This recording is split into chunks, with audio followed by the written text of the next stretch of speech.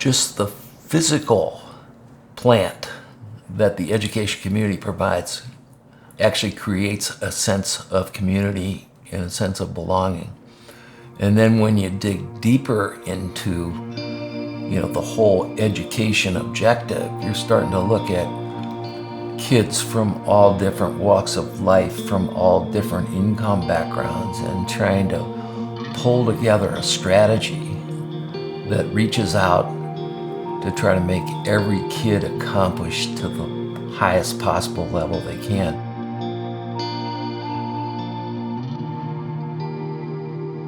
I'm a native of Worcester, and actually my roots go pretty deep. My grandfather on my father's side was a farmer who sold his farm eventually to Rubbermaid for their facilities on 585, and that's now the Gojo plant.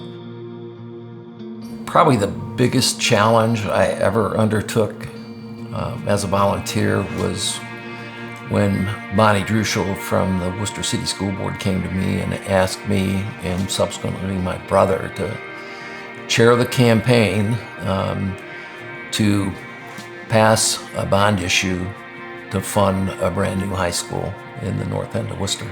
So my brother and I set out to build an organization to convince people that this was a good idea and now was the time to do that.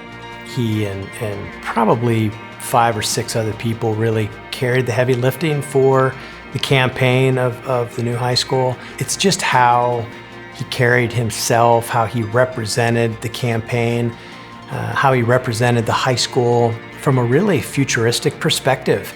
At that time, that was the north end. It was way out on the north end, but really tried to market that as the future of our community. We were the only bond issue in the state of Ohio to pass at that time. It kind of created a new energy in the community, and as a result, there was a lot of momentum created in that project as we move forward and on into the current time. His moral and ethical disposition is of the highest order. He's a general. Once a general, always a general. He's passionate about a lot of things, but I am so grateful for how passionate he is for the Worcester City School District. He's one of our #1 fans, and from a leadership perspective in the Board of Education, he led that way too. He's just really passionate about our teachers, about our kids, about our programming, and he was absolutely terrific. I think there are commitments in particularly 3 different areas, and I'm sure there could be more, but I think the first is an ongoing commitment to economic development. And that's not just finding new employers to come to this community. This is helping existing employers develop and grow within our community.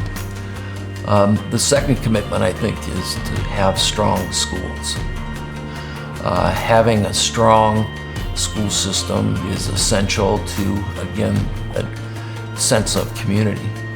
And thirdly, I think that it's important that a community have parks, recreation, athletic activities, and athletic engagement for the people in the community. A lot of people don't know that at one point in our lives, we were the dynamic dancing duo of the Fairways because we had been introduced to what was then a dance craze called the electric slide.